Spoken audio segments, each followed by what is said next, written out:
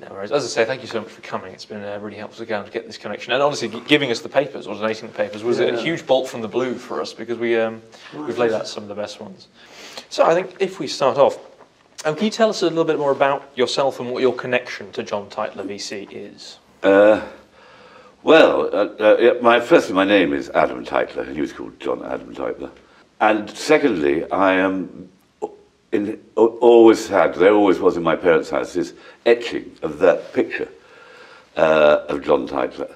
But other than that, I knew very little about him.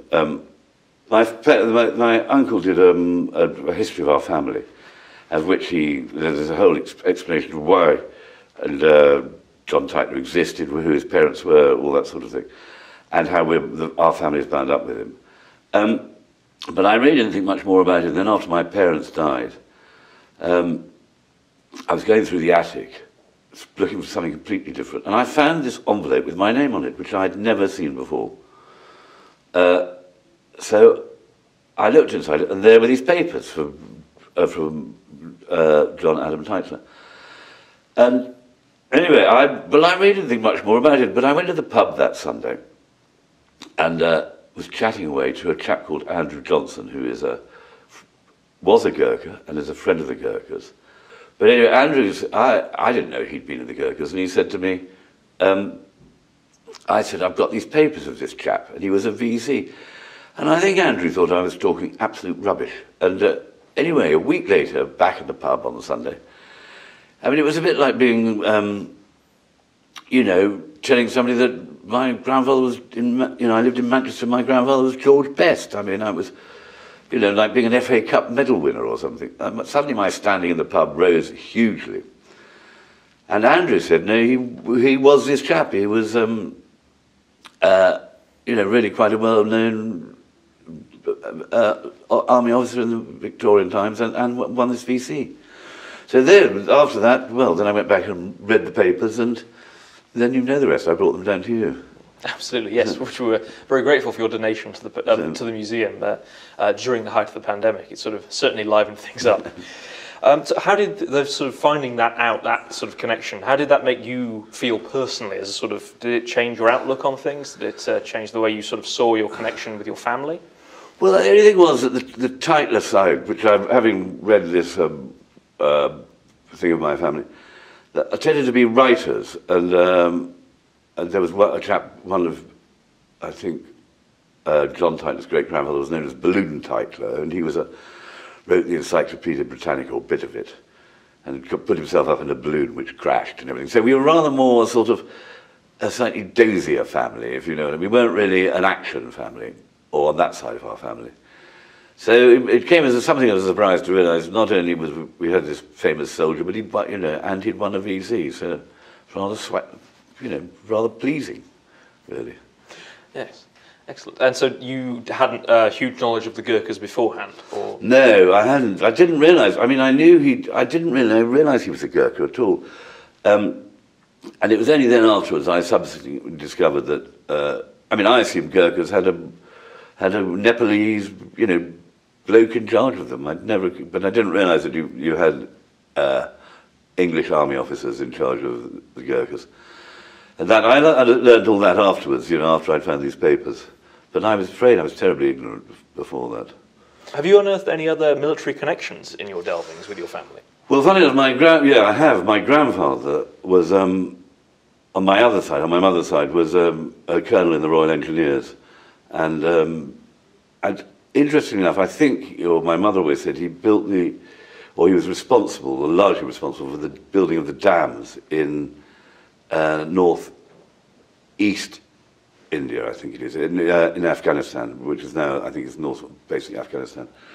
And he was a very clever engineer, and I've still got his sword and bits and bobs of his too, actually.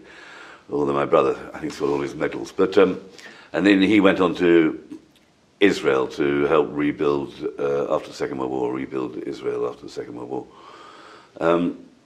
So in a sense, I do come from a military family, and that's fun. I now realise I do anyway. Yes, excellent. I mean, obviously, it's a key thing to unearth these sort of connections, and you never quite know what you're going to find. What would your take be on the story of John Tytler? Is not only that of his VC action during the Indian Mutiny in 1858, but as you say, of a long and storied military career in the Indian Army before his sort of untimely death from pneumonia in the 1870s. Knowing what you now know about his history and sort of what do you think might be or could be learned from sort of his story to a modern British Gurkha officer, for example?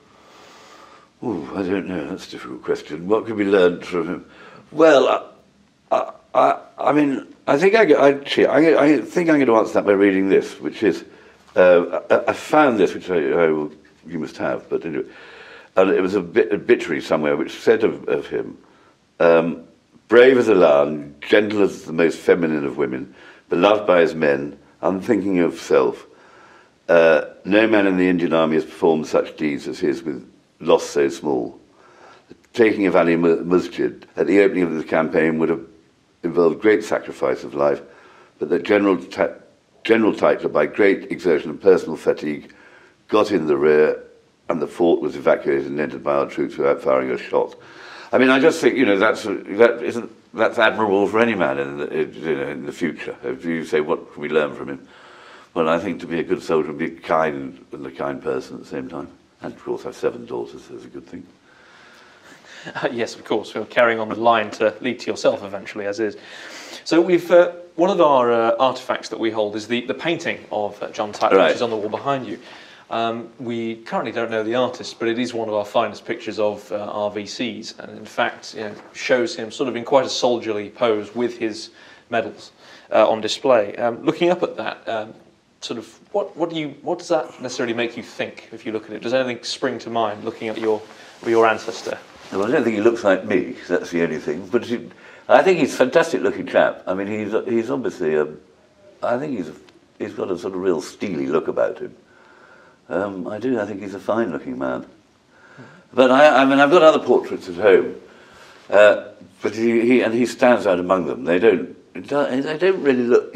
Well, I suppose he does to a certain extent look like other members of my family, but I can't see it in myself, to be honest. I think my nose is more button nose than his. So something of certainly got the kind of soldierly bearing. He has got a soldierly bearing. I had the feeling the painter was told to give him a soldierly bearing, whatever.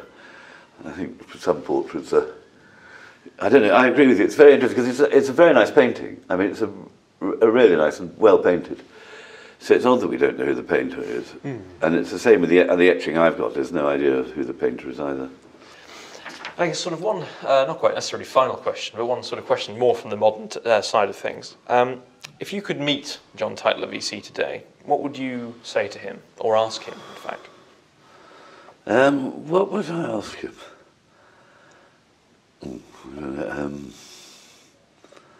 I don't know what I'd ask. What would I ask John Tytler? I think I don't know. I'd ask him how he liked India, because I'm very keen on India and like India. I'd like to know what India was like. I'd just like to know what life was like for a British officer in India in that time. I mean, when you think of the extraordinary changes that have happened in the last 20 years, I mean, the very fact you're capable of doing this and putting it on the internet, that's 20 years ago, that was impossible. So what it must have been like in India in 1860, being a top-flight soldier, must have been quite extraordinary. And I'd love to know what it was, in a way, what it was like. He must have been treated like a king. And, well, there was that wonderful film, Man Who Would Be King, by Rudyard, the Rudyard Kipling story. And I think he must have been, to be a top British Army officer in India in 1860, must have been an extraordinary life, and very grand and fantastic life, I should have thought. But I'd like to know about that. Yes, certainly a world away from a lot of even modern army officers would. Exactly, world away. Yes.